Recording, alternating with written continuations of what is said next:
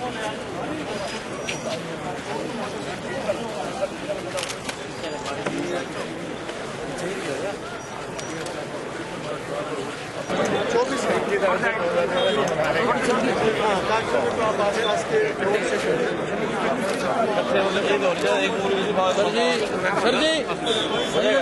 जी एक minute sir जी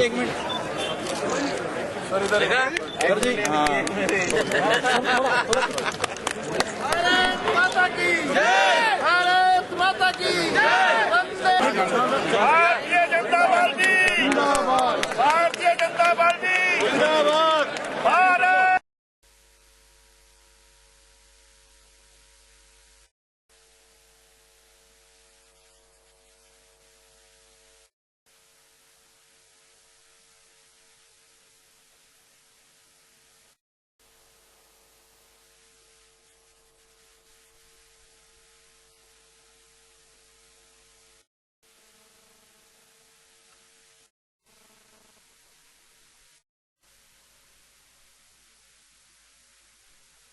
high court का decision है इसके साथ लगा हुआ वो अब वो थोड़ी बनेगा कटकी की पिछली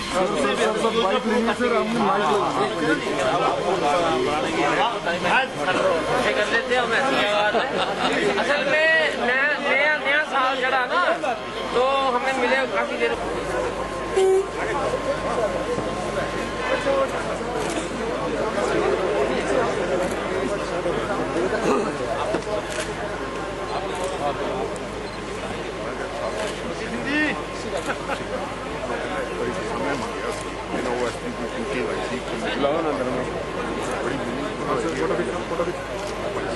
फोटो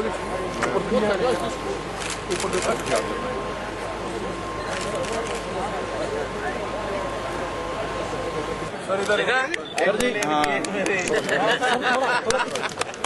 भारत माता की जय, भारत माता की जय।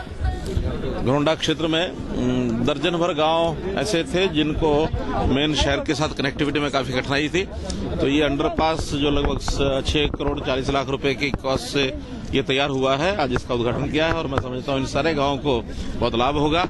इसका अगला काम बल्कि और भी है, जो इनको शहर के अंदर बस्ती में से होकर जाना पड़ता है, तो हमने रेलवे को रिक्वेस्ट किया है, पत्र भेजा है कि रेलवे की जमीन में से अगर हमको थोड़ा जमीन मिले तो इनका सीधा रेलवे रोड के ऊपर मार्ग बनने से ये उनके आने जाने से वाहन का ट्रैफिक ये सब सुविधाजनक हो जाएगा।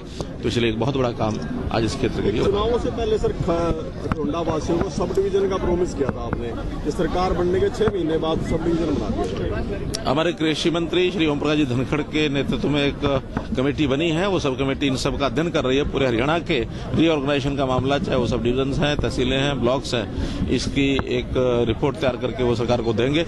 उसके बाद और भी इस प्रकार के कई इश्यूज है हरियाणा में, वो सब। चाइना विदेश यात्रा पे जा रहे हैं, आप क्या कहेगा? 17 से 25 मेरा 2 देशों का दौरा है और मुख्य रूप से जो नए निवेशक हैं हरियाणा में आके निवेश करें, चाहे वो एनआरआईज हैं, हरियाणा से गए हुए बाहर हैं, चाहे विदेश के लोग हैं, यहाँ आकर के निवेश करें, ऐसे सब लोगों को निमंत्रण देने के लिए मैं स्वयं वहाँ जा रहा हूँ।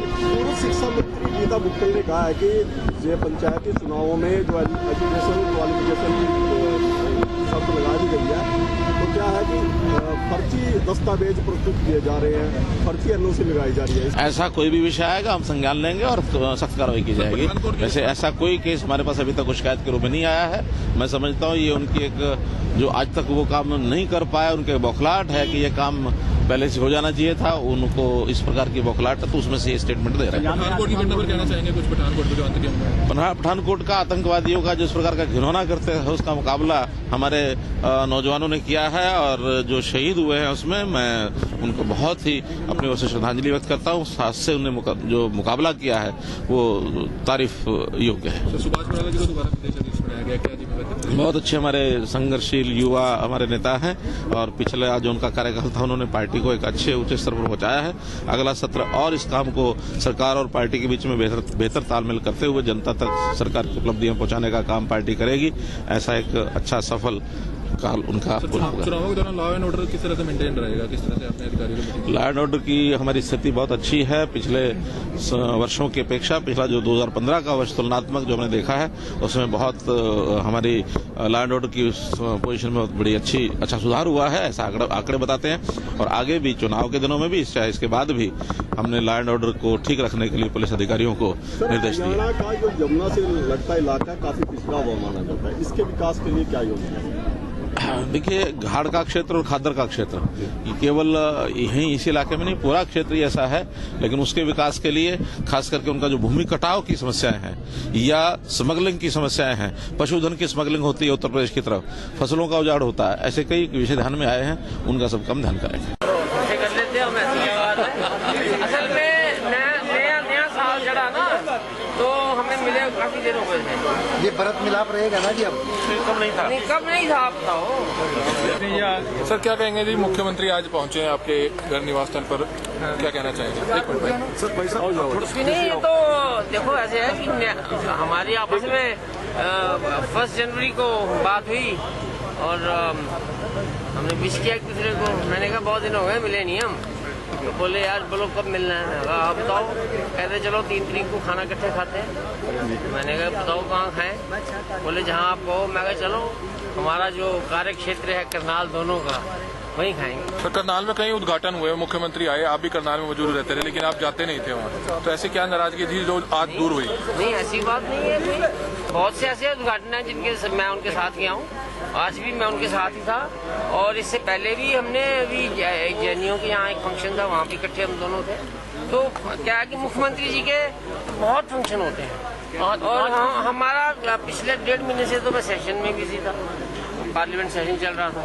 तो ऐसी कोई बात आज बंद कमरे में क्या बातचीत हुई? पे बात हुई है आज डाइनिंग पे बैठ के मुख्यमंत्री से? कोई ऐसा बड़ा प्रोजेक्ट जो आपको लगता है कि 2016 देखो ऐसे है, ये हमारी आपस की पर्सनल बातें हुई हैं। आपस में हमने एक दूसरे के साथ जो गैप पड़ा हुआ थोड़ा सा था उसको आपस में मतलब मुलाकात थी, एक खाना था। हमारा इनका संबंध, मेरा इनका आपका नहीं है। आपकी जितनी समझदारी की सब जानते हैं ना कि आप बात के दौरान ही कोई ना कोई बात निकाल लेती हो, तो मेरे कहने का मतलब ये है कि क्योंकि खाने की टेबल पे मैं भी तो पत्रकार हूँ ना। नहीं ऐसी कोई बात नहीं थी।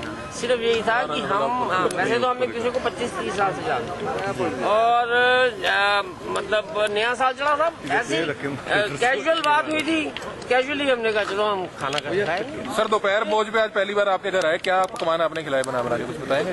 यार मैं तो ऐसे है कि मुझे ज्यादा पता नहीं, मेरी पत्नी को पता होगा उन्होंने क्या क्या बनाया। मैं तो उनके साथ ज्यादातर तो हम बातचीत ही करते रहे। सर जी पहले एक खुला दरबार लगाते थे आप लोगों की समस्याएं सुनने के लिए, काफी टाइम से ये नहीं लगा। अब शुरू कर लोगों को ये है कि हमारे सांसद नहीं, अभी सेशन खत्म हुआ, हफ्ता भी नहीं हुआ, तो अब शुरू करेंगे। कोई डे फिक्स, वही डे फिक्स है? अब मैंने सोचा एक दिन पानीपत और एक दिन करनाल। मानता हूँ मैं कंधार का भी जो हुआ वो, लेकिन ये मैं समझता हूँ सबसे डेंजर, अगर ये सक्सेसफुल हो जाता तो ये सबसे डेंजरस होता, क्योंकि वो हमारे वहाँ पर जो एयरक्राफ्ट्स खड़े हैं, जो फाइटर्स हैं, वो इतने महंगे फाइटर्स हैं और बिल्कुल बॉर्डर के साथ इलाका है और पहली डिफेंस लाइन है हमारी। और जिस तरह से उन्होंने प्लान किया था कि उनको सबको डिस्ट्रॉय कर देते वो, तो भारत का बहुत नुकसान होता।